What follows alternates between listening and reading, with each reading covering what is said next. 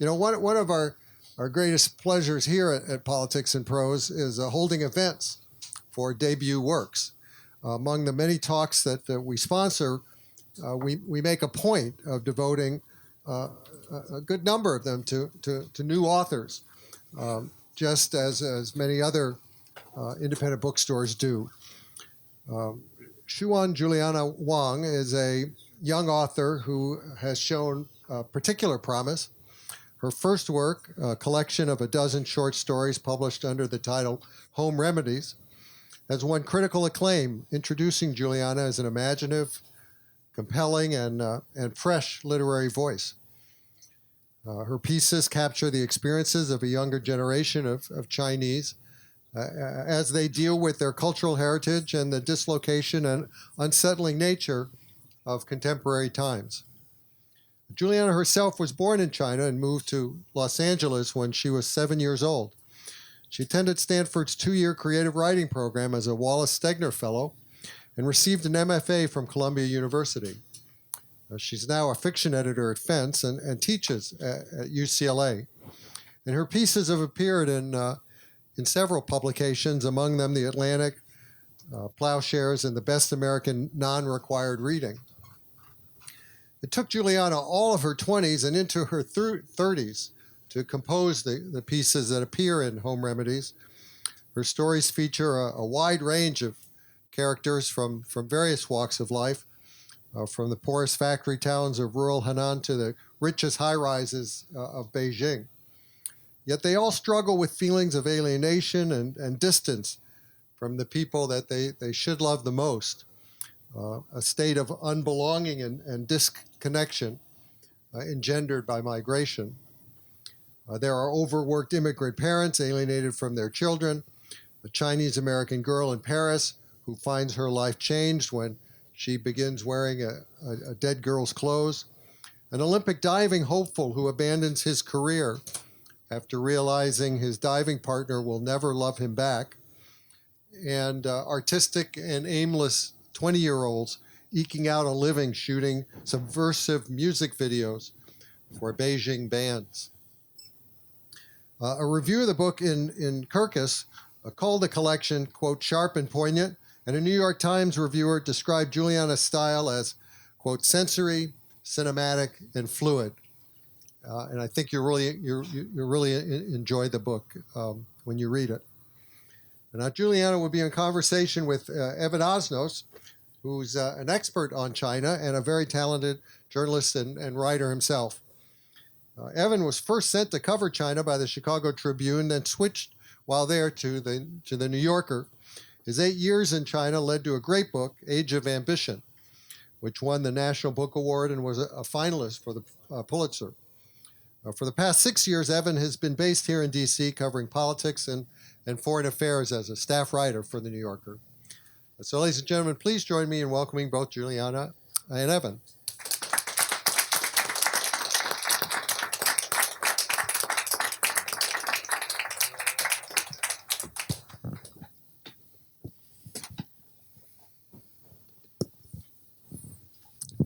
Thank you, Brad, and thank you to the amazing Politics and Prose, as ever, for having us here tonight. And thank you to all of you for coming to hear a subject that, to hear from an author who I've, in anticipation of tonight, I thought to myself, I wonder what it was like to do the first book talk with Norman Mailer or somebody. Oh. It'll be kind of fun to say I got in on the ground floor. Xuan Juliana Wang is my friend and is a writer who has more perception and powers of observation in her little finger than I have in my whole body, and I'm a great admirer, and it's a pleasure to be here tonight talking about her work. We're going to talk about China, we're going to talk about the US, we're going to talk about writing, and before we sort of begin to talk about some of the material in the book, I thought it would be useful for people to know a little bit more about your own experience of where you were coming from and how you come at this subject. So you were born in China, mm-hmm. and specifically you were born in Heilongjiang. Mm-hmm. Talk to us about what sort of circumstances you were born into. Hi, everyone. I was born in this industrial town called Jiamusi, which is really close to the Russian border. And then shortly after I was born, I was raised in Harbin, another industrial town. And at that time, it was very customary for parents to leave their children. I mean, I think it still is for parents to leave their children in the care of grandparents while they go, to work. So I was kind of bounced around from grandparent to grandparent for for the first couple of years of my life. And I don't know, I remember that time so well. I think maybe because as soon as I just didn't have any parents. So I think I remember the day that, my mom went to the U.S. and I remember the way like the seatbelt was in my face. And then I remember kind of moving to another city and growing up there. It was just I felt like a very ordinary kid in growing up in until I moved to the States. But it's worth saying, I mean, it's an ordinary experience in China to have your parents move from the country and leave you with the grandparents. Yes. Your parents, but it's not ordinary here, of course. Right. So your parents went where? My mom came to LA and she, it was at that time, it was like the early 90s where China was just starting to open up. So she and her friend opened up a blanket company for like a Chinese manufacturer in LA. And, to make extra money, I think she diluted sriracha for a fast food restaurant. And, so that was what there was. Is sriracha overly concentrated as a general matter? Oh, I felt like they were trying to reduce how much sriracha was being used. So, brilliant, actually. Yeah, right? And so then you came over to the U.S. Yes. to join this sriracha business. No, I came over to the U.S. after... when we applied for family reunion or something. And How old were you? I was I was like 7.5. And I was very polite with my parents. I feel like I hadn't seen them in so long. And for about a year, I couldn't just relax. I remember. I think those experiences just made me very observant of people. I always felt like I should know what I'm doing is appropriate or if this is the right thing to do, even when I was really young. So you came into a school presumably not speaking the language at that point, right? Oh yeah, no, I didn't speak any English when I didn't really have any I didn't really know and understand anything about what it was that I was going to have to speak another language when I got here. I do remember learning the ABCs one afternoon. One afternoon? Yeah, just before school started. And my mom's like, you should know this. This is like second grade, So I was like, okay, let's So that was Monday. Yeah. And as soon as I learned it, I was like, oh my God, I speak English now. Is this English? And then your folks did other businesses along the way. Yes. Like what? This is really interesting. I've never done an event like this before. This is the psychoanalytic approach, starting at the very beginning. Yes, exactly. My dad came and he worked at a computer company in the back because he never learned to speak English. Even now, he's been here for 20 some years, and my mom started her own company making evening dresses for women of the mothers of the bride, primarily in plus sizes, which is the company they still have now. That's a niche. Yes. Yeah. But a successful niche, evidently. I feel like, they did really well. And by the way, he can do that without speaking English? Yeah, he worked for Chinese computer companies. That's amazing. And I remember visiting these when I was young, like being dropped off and looking for my dad in the back of the house of a factory. And there would be so many people named Tim. I would just have to be looking around for him. And so it's interesting to me. I mean, we'll talk in a moment about your decision to move to China later. But in some ways, do your parents regard themselves as American? Do they regard themselves as Chinese living in America. How do you think they think about that? How did they think about it? I feel like I needed to go back to China as an adult by myself because I needed to get away from what their idea of China was. Because I feel like I often think about how, the process of immigration is humiliating. There's a lot of it's also absurd and weird, but I feel like mostly there's a lot of sacrifices that people make and are being forced to make without them even realizing it. So I always wanted to give my parents this respect that they were right about something. And I feel like I wanted them to be right about China. Except I wanted them to be right, but I needed to know for myself. So I had to go back to China. And you talked about immigration as a matter of humiliation and the sort of serial embarrassment that comes with arriving and not knowing a place. Yeah.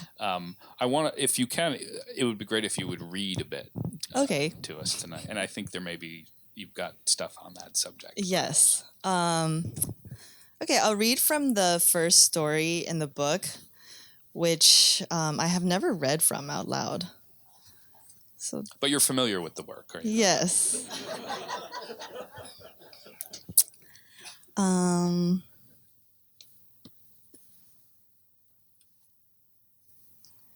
Okay. It's called Mott Street in July. Above their sleeping heads hung the wedding photo. It had hung there before any of the children were even born. Walnut, Pine Tree, and Lucy would sleep in a row, pressed up against Mama's soft warmth.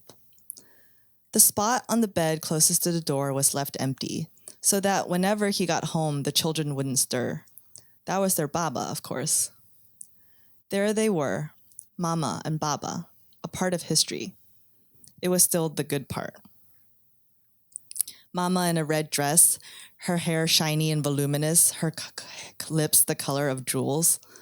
With a curl above his brow and the wedding studio's white suit on, that was the happiest Baba ever looked. He never smiled like that in real life. The children lived in a one-bedroom apartment on the second floor of 24 Mott Street. Mama and Baba with 2 boys and a baby girl. They started out as toddlers at the Catholic preschool on Moscow Street. And as they grew taller, they walked past the screaming babies on their way to elementary school and looked down their noses at those little maniacs. Each morning, they stood beside the deep kitchen sink that they had once bathed in, tickling one another with their elbows and squishing toothpaste foam between their toes. Each afternoon, Walnut, Pine Tree, and Lucy walked the path through Roosevelt Park, leaning on the partition to watch the kites go up the shrubs on Forsyth. It did not yet boggle their minds that the insides of those things that fly also look like the insides of those that swim. They had yet to question why the bones of a fish could look like the bones of a kite. They had not known to wonder how far to look back in history for the connection. Instead, the 3 children raced up the stairs to the window to count the black cars that lined Moscow Street for funerals 4 times a week. Because Pine Tree said the more black cars there were, the more the dead person was loved. These streets held their first universe. Under this patch of sky, where melting ice slid over the sidewalks and cars competed for space with supermarket carts teetering with recycling, that was all there was. Thank you. One of the things I like about that story, and you'll discover this when you're reading, is that it's as much about parents and children as it is about immigration and the experience of it. And you have children in there observing their parents and watching their parents change. And that's something that I don't think I would have appreciated before I had kids, because of course we think of the parents watching the children change, but the children watch the adults change too. Yeah. And it feels as if in many of your stories you have these kind of subtexts beneath the characters and their own motivations, where you're sort of trying to get at something larger, some larger truth of some kind. Yeah. I lived in an apartment on 24 Mott Street. Before I moved in, there was 5 beds in it. And I remember, and it's only a 240 square foot apartment. And I remember thinking about all the lives that had to pass through this place, and like getting to know my neighbors. The fact that it's still like that. I don't know. That's not a question you asked, but I feel like I felt like I could live. I lived this. I grew up in LA, but I felt such a kinship with the people in this neighborhood.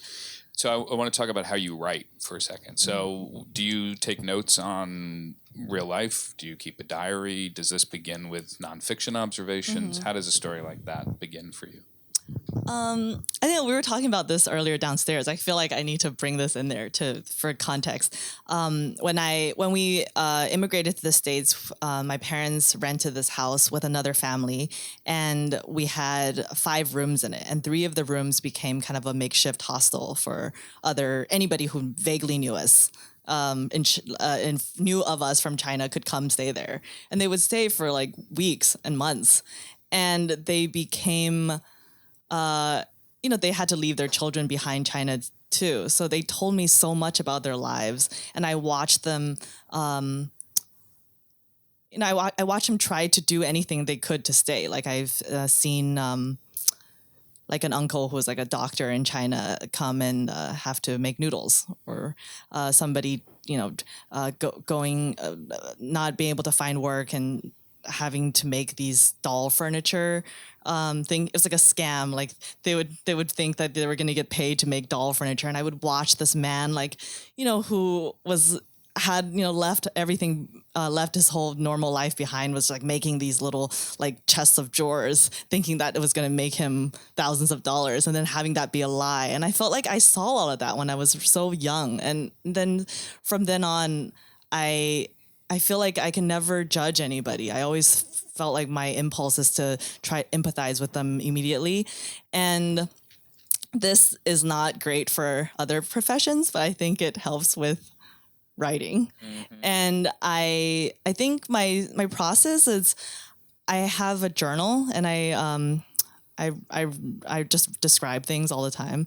I describe people and situations, and I think when I have an idea for a story, then I gather all of the pieces that already exist, and then I try to kind of weave them together. How much is the beginning of what a story is first conceived of as in your mind? How much does that resemble the finished product? Sometimes nothing. There's a story in the book about these 2 synchronized Olympic divers who fall in love, or one person loves the other person. And I was telling you downstairs that I was working as a translator for the Chicago Tribune at the time, where I hired you. Yes. I just want to take some credit for that. Yes.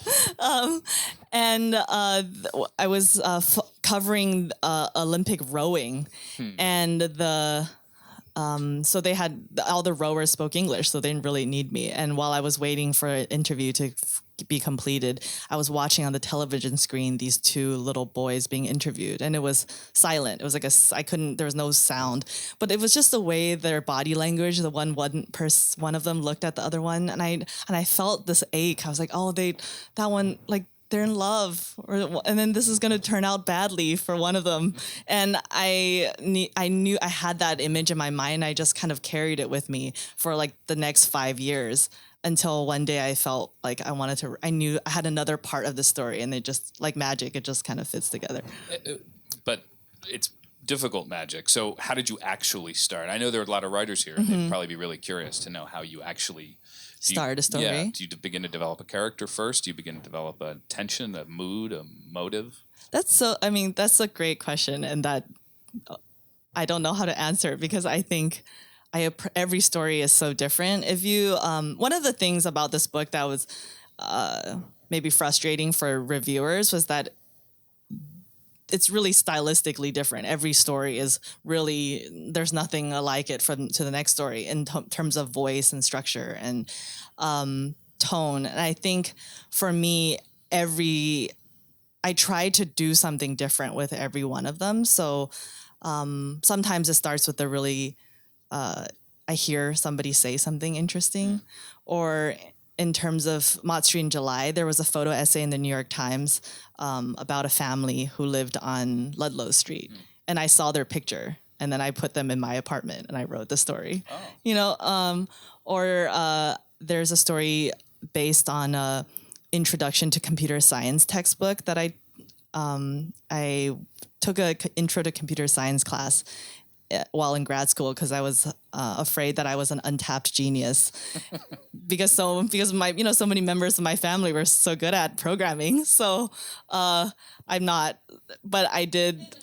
On behalf of your readers, I'm glad you're a failed programmer. I think this is a good thing. Well, I love the language of the textbook. I love the logic of it. And I just basically took parts of the textbook and tried to assign it with emotional qualities. And then that's how I started that story. I want to talk about China a little more. I suspect there are people here who are interested in it and in your impressions of it. You moved at a really interesting time. You arrived in China in 2007. Talk a bit about the experience of arriving in a country that was sort of yours, but not really yours. And to what degree did it feel foreign versus familiar? And how did Chinese friends think of you? Did they think of you as American or did they think of you as Chinese? I've been thinking about that recently because I felt that when I was doing transcription work for you, actually, when I was taking your interviews and transcribing them into English, I feel like I kept doing it multiple times because I would hear what they're saying to you, but I could also hear what they were trying to come across as, or I could hear what they were hiding. And I could hear the sense of trying to present a side of yourself to a foreigner. And I felt like that in-between space of language was so interesting to me. And the fact that I could hear it made me feel very special. Like I was privy to some world, some understanding about these people. So I think when I first arrived back in Beijing, that was in 2007, right before the Olympics. I had forgotten I think I couldn't finish a sentence in Chinese without having to say something in English.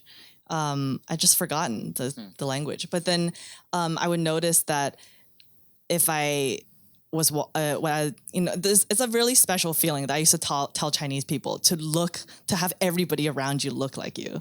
I had not had that my entire time growing up. So when I went back to Beijing, I used to try that all the time. Like I would pretend with cab drivers or waitresses that I was American and see what happens. And I would just like completely blend in and see what happens. And with Chinese friends too, I think sometimes I could tell they were trying to present something to me or like kind of make a point about something. And other times I could tell they've forgotten that I was there and I was just one of them.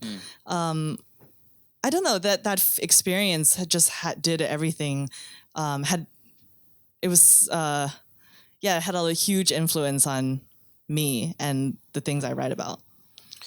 One of the things that feels specific to China is the idea of wanting to represent an image to visitors, to outsiders, that's different than what might actually be one's own experience. As an American, I don't feel like if I meet, a German student, I'm like, I'm going to really give him I'm going to put my best foot forward for this guy, right. But in China, that feels almost like a requirement to do. Right. That. Why do you think that is?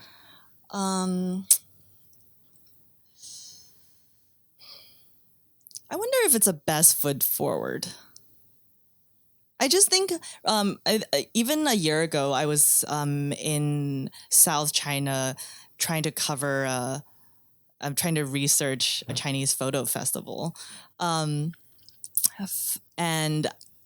I kept having, and Chinese artists always have, not always, but they would have really big studios when you would have like a tea ceremony at this table where you can smoke cigarettes and drink tea. I don't know why everyone does this.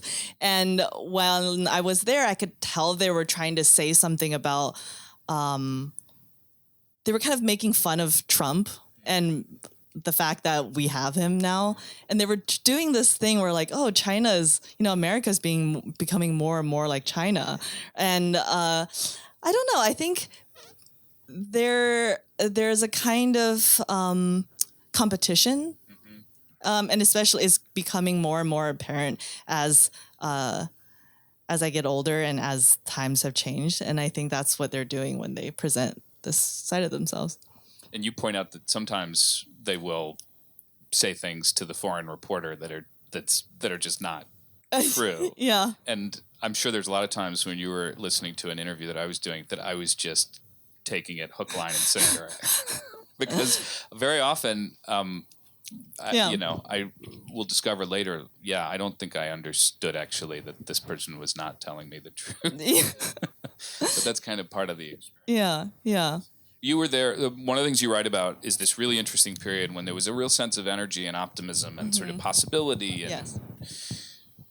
You've also been to China more recently. A lot of people probably wonder whether the kind of more repressive moment now has curbed any of that spirit of that period, or do these things operate on sort of separate channels, the political channel and the kind of personal individual ambition channel?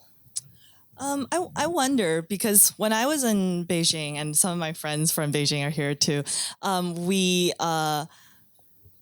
regularly woke up at 4 p.m, and I was like fine with that. I did lots. I taught, and I did translation. I did fixer work for commercials. I did anything, and I feel like I did that because of my Chinese friends had this enormous freedom. I felt like they, getting to know them and seeing the way they live, like I got the sense that this was a life I could have had I not left. And and I wanted to know their shorthand, and I wanted to know why they felt this freedom, and I wanted it. And I think that hasn't changed. But as I have some of these same friends now, and I see the way their life has changed, and I see the way, the government has changed, and how none of my, all the friends that were journalists at the time, 10 years ago, nobody's there anymore. So I don't know if I can't say for sure what effect it's had, but I certainly can tell the difference. In a few minutes, we're going to open it up to questions. But before we do, I'm also curious about one of the things that you mentioned to me when we were sort of preparing for this last week, that there are things that you want your own family to understand about China, or ways to see it in new ways. Yeah. What do you mean by that? So in preparing for this, I discovered I had so many copies of Evan's book in my house, like in paperback and in hard. Like I had just inscribed them to many members of my family, many of them who do not even read English. So I don't know what I was expecting. Those are some of my best readers. I don't know what I was expecting to happen. But I think that I come,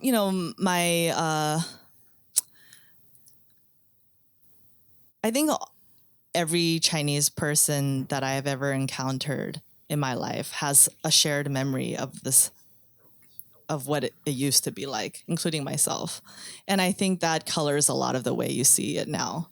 And I wanted to give them your perspective. I wanted to be like, these are people.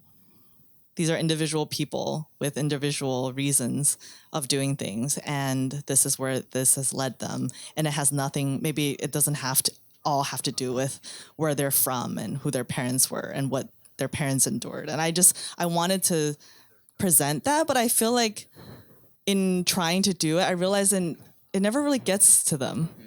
Somehow it doesn't get to them. And I think it's because there's too much emotion behind this. And in trying to write stories, I always felt like I was trying to get to the emotional truth of what these people were going through. Have your parents read any of your fiction? I guess your dad probably can't. No. Do you worry at all what they would make of the? Well, I think the good part about China is that this book would never be able to be translated, and they will never be able to read it. And I feel like this is an enormous gift that they have given me, because as Brad said, it took me over 10 years to write this book. I think everything I ever think about, everything I feel and I believe in is in here, and I didn't hold back with anything. And I'm so grateful to be able to do that, and I'm able to do that because my parents can't read it and they'll never know. So it's great until they watch this video. Questions. If you would, we have 2 mics on either side, and if you would go to the mic, that would be helpful because then everybody will be able to hear you. Please. So my daughter's a millennial. I don't pretend to understand her, but she has political heroes. She's a big follower of AOC.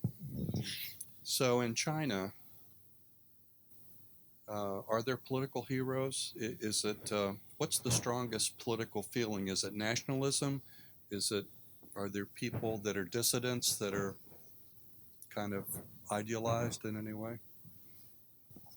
I don't know if I'm the right person to answer this question. Who is a national hero in China? Beyonce. Yeah. Lady Gaga. Lady Gaga, very big. So I understand that, the entertainment industry, there are lots of people that are idolized, but I'm thinking, are political ideals the importance of things? Is freedom important, or is it a trade-off? I have a good life, I don't need freedom. I feel like, first of all, I can't speak for Chinese people. So I don't know. I'm not trying to be cagey. I just feel like I can't. For me personally, I definitely feel like in my life and for the people around me, for my parents, for my friends, it definitely feels like having a good life means a lot.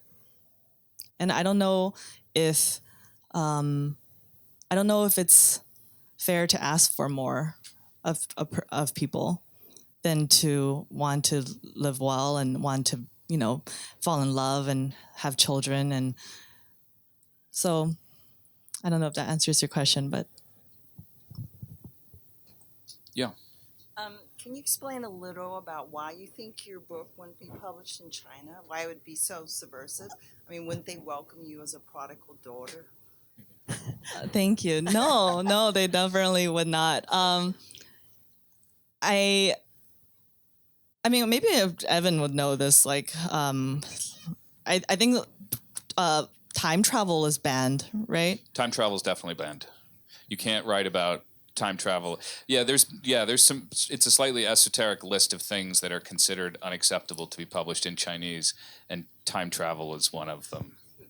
And I think it's because, to be, less jokey about it, I think the reason is that it allows you to play with notions of who controls history, and it's a pretty potent engine of storytelling if you can go back and change events and so on and so on. And so there is science fiction. There's actually quite a lively. In fact, science fiction is one of the most interesting realms to read. But one of the ways they can kind of keep a hand on the tiller is by saying this one channel of writing is unavailable to you. There's some time travel, for instance, and also I think there's just a lot of there's not a lot of doing drugs and nightclubs, and they're just I just can't. There's no way this will be published, and I want to go back to China, so I don't mind if. And I'm happy that it keeps it from my parents. It's going to be a complicated thing to maintain over the next 50 years of writing. Yeah. Thank you both for coming. You guys came here 4 days after the 30th anniversary of Tiananmen, and you mentioned a phenomenon that I learned about recently, which is that people oftentimes misrepresent their truth or their understanding of events to foreign correspondents, writers, journalists. And I wanted to ask if you could both speak about why that was, and two, a couple good pieces of journalism recently detailed or tried to put the lie to the notion that people in China don't have a good understanding of what happened in Tiananmen, and how people in China will oftentimes misrepresent that to foreign correspondents, possibly because nothing good can come out of that conversation. So I wanted to ask you, one, why that was such a phenomenon in China, why people do tend to lie to foreign correspondents and journalists, and two, as two people who have lived significant portions of their adult lives in China, your understanding of what people think of Tiananmen. You want to take that one? I mean, so it's a really interesting question, you're absolutely right about the details of it. That there's this interesting phenomenon. For a long time, there was a cliche that nobody in China under the age of 30 knew anything about what happened on June 4th, 1989, in Tiananmen Square and elsewhere in Beijing. The reality, of course, is much more complex, which is people go online, they find out all kinds of things, they find out fragments of things, they find out political narratives, and then they put that together with what they know or what they may sort of hope for of China, and then a foreign correspondent walks up to them almost reliably, around the time of the anniversary every year with a camera and a microphone and says, what do you think of the crackdown at Tiananmen Square in 1989?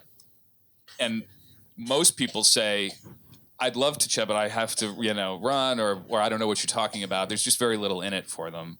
But I had some really interesting conversations with Chinese students while they were studying in the U.S. about what they knew. So these are people who were definitely not alive during Tiananmen, but one student in particular, who was the head of the Chinese students, was an active figure in the Chinese Students Association at Stanford, and had this fully worked out explanation for why he thought the crackdown at Tiananmen was, in his mind, justified. And it was this combination of politics and philosophy and kind of West Coast libertarianism, believe it or not. It was this kind of pastiche that he'd put together for himself. But I admired the fact that he had an answer and wanted to talk about it, and was willing to sit there and eat a bear claw and drink a cup of coffee and talk about Tiananmen for an hour and a half, which is a kind of a bold thing to do.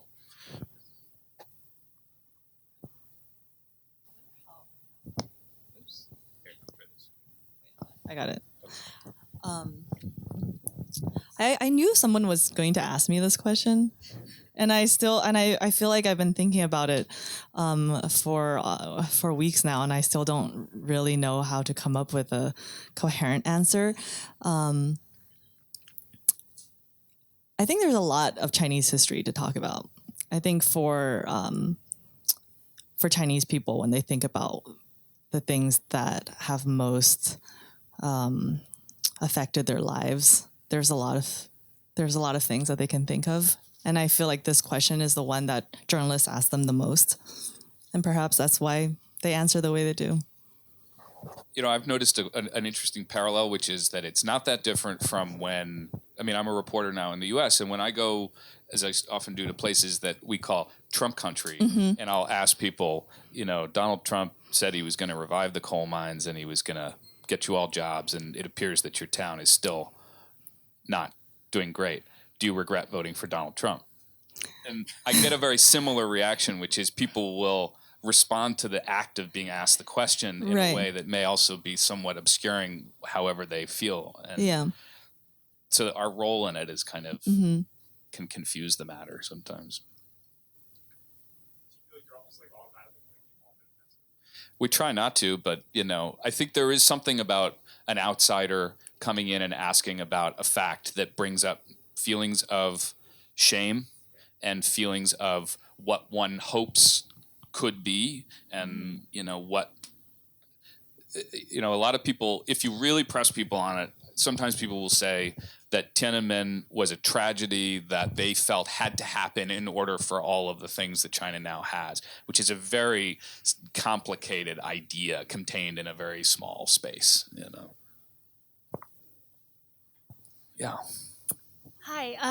I don't know if this is on. On. Is it on? Okay. I wanted to get back to your writing and ask some questions about that.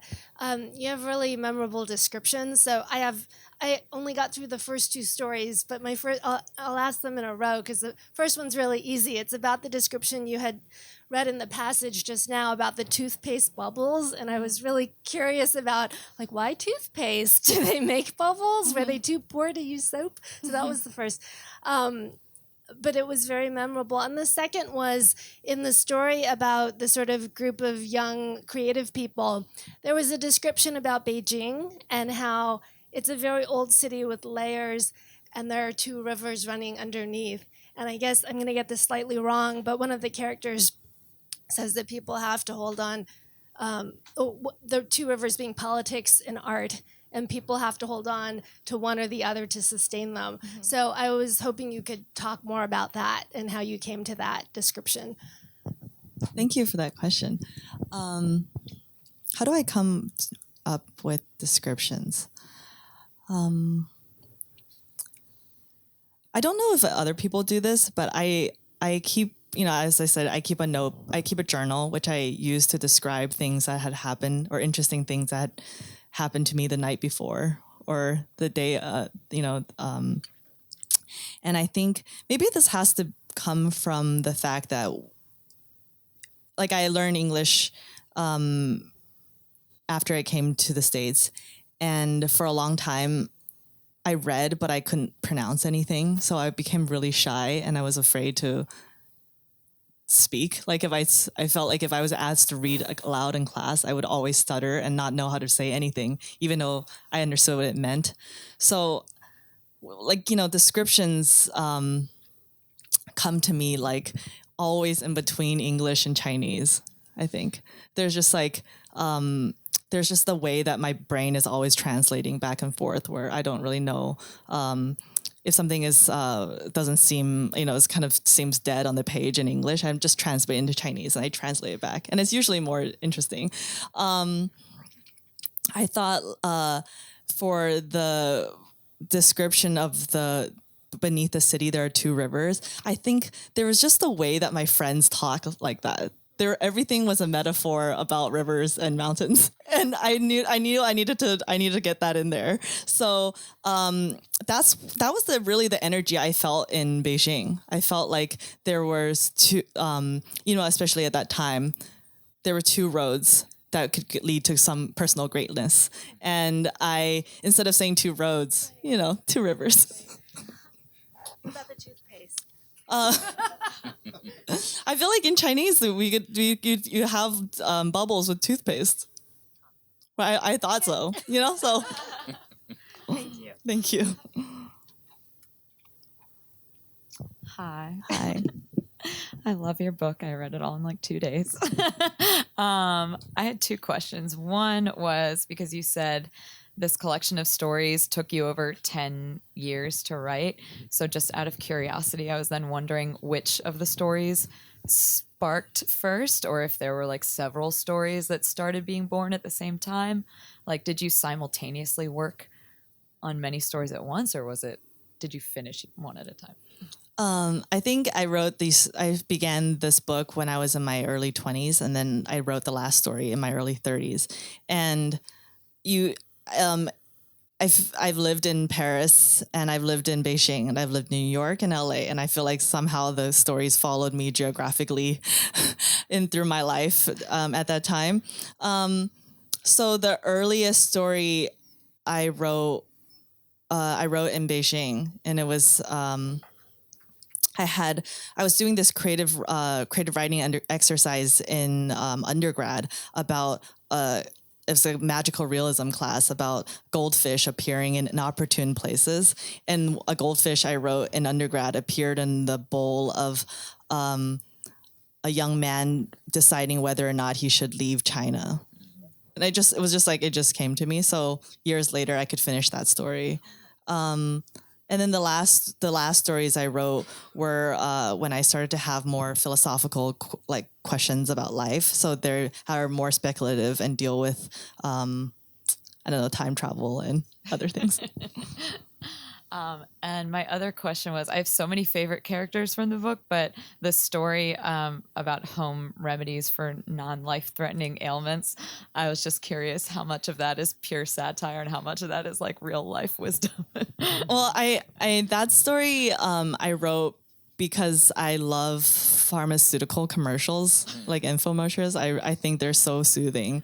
And because as soon as they come on, I know that it's about to solve a problem I didn't even know about existing, but then not fully. It's gonna have some lead to these consequences, and so I tried to write in that voice. So no problem is really solvable, but it could be alleviated temporarily. I love that. Thank you. Over here. I have a question about China for either one of you. I'm ethnically Chinese, but have not lived in China until 2008 to 2009. At that time, I felt that China was open, it was safe. I taught there at university in Nanjing. Since I've been back here, I feel as though if I was to go to China now, I would not feel safe. And one of the reasons I feel that way is because I now teach at American University. I teach a course on Asia, and often China is a big component of Asia.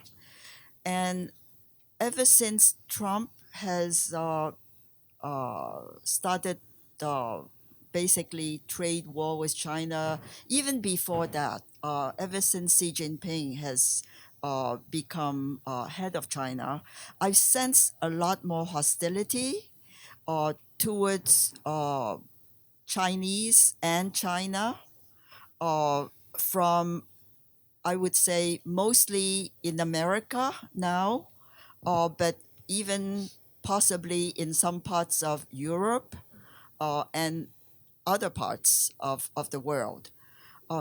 So my question is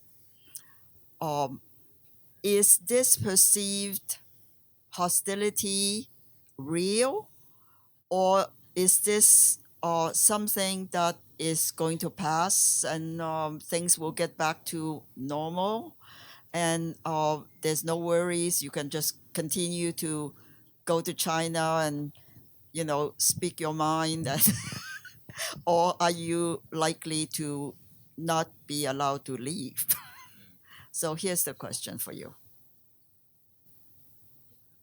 Well, I think you hit on something that is real, which is that there is this new climate right now in the U.S.-China relationship, and it is worrying, frankly, to anybody who cares about how these two countries are going to coexist. And it's been remarkable how fast it has changed. I think you marked a couple points on the timeline. One was Xi Jinping's arrival and then Donald Trump's arrival. I think the change has been more precipitous under Trump. We're at a really... we've never really had a relationship, we in the United States. There's really never been a relationship like this at any point on this scale, where you've got two countries that are intertwined to this degree and are also competitive and uneasy with each other to this degree. One data point that I find amazing is that Starbucks is opening a new store every 15 hours in China. And at the same time, we have this trade war, and you can go down the list. We have not, in the US at least, kind of worked out a theory for how we feel about China. We're sort of uneasy about it. There's this slightly wonky but really good term that a colleague at Brookings came up with called strategic mistrust, that's really what it is. There's just a fundamental mistrust. And what I worry about, and I think a lot of us would worry about it, is the idea that it would trickle down into a form of hostility towards Chinese people in the United States, or hostility in China towards Americans. I can tell you, I go to China and I don't run into it in the street. That's not the tenor of the moment. But I've also been, involved in China long enough to know that it can change in a moment, and there are moments of intense hostility, like, we can go back through history and point it out. But I worry about the direction it's moving. The reason I asked that question is because recently at American University, this is among very well-educated people, adults. These are not kids. There was a lecture on Asia, and afterwards, someone in the audience asked, "Hey, I noticed there are a lot of Chinese students at AU. Are they spies?" So that is hostile. If they think that Chinese students, there's a high probability they're spies. What do you think about that? Do you want to take a crack at it? Um, um, I don't know. Okay, so I'm trying to rephrase this question in a way that I think in a way that I can answer. I have a lot of I currently teach at a university and have a lot of friends who teach at universities, and I feel like I don't know about like thinking that their students are spies, but I definitely feel like there is a kind of prejudice. There's a lot of my friends kind of talk about like, oh, my students drive their Lamborghinis and park in front of the in the class, and there's a lot of They're like Chinese students. they're Chinese students because they're presumed to be wealthy, and they're talked about with this kind of otherness that I find very. I think it's not good. I think that there's a story in my collection about Fordai, like the rich Chinese like generation. Okay, I feel like they're humans, and in telling their story and making their emotional life available to people, that this will help in alleviating this what you're feeling. Thank you. Hi. Both of you talk about how in your interaction with the Chinese people, they tend to portray themselves and China in a certain light. How has that changed since, say, 2007? How has that changed? Are they more assertive, more confident, or are they toning that down to certain extents? I have a really big I have like a hard time answering these questions. Do you want to start? Maybe you have to start, and then I can. I think it kind of goes in waves. How I find how it depends who you're talking to, but if you're talking to a kind of government interlocutor, there are these moments of sort of greater confidence, and then moments of kind of we have much to learn, and it sort of fluctuates between those moments of high confidence and something else. Yeah. I feel like it really has a lot to do with who you're talking to as well. Like, I feel like my interactions with in China have in recent years have been with kind of artists my age, and I feel like they are more confident, and they are more they're just like they've traveled more, they have more money, they have beautiful studios, and they have more opportunity than their counterparts maybe in New York. So yeah, I feel that way, but I can't speak for everybody. Do they talk about the U.S. differently than they used to? Yeah, I feel like, I think a lot of the stories have to do with immigration, because I think immigration has played such a huge role in my life, not just my immigration, but, my Chinese friends, when they when they want to come immigrate to the States, like I write their letters, or I do. And I think less and less, they're like, they want to come less. I can tell that. Why? Maybe they don't see it. They feel like they have more of an economic advantage in China. Yeah. Yeah. Hi. Yeah. Okay. So I wanted to go back. Yes. Thank you. Is that better? Okay, great. So I wanted to ask more about what you said before about being glad that this book won't be available to your parents. And the reason I ask is sort of with a similar background to yours.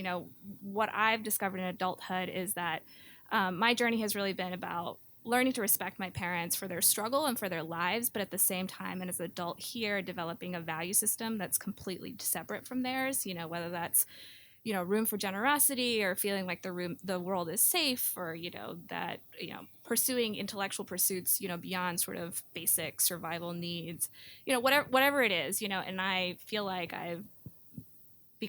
am further and further from them, even though I do respect their lives and their struggles. So I guess I wanted to ask you, whether that resonates at all, or whether, as you've coalesced your thoughts and developed as a writer, how that's changed your relationship with your parents. Thank you for that question. I completely sympathize with where you're coming from.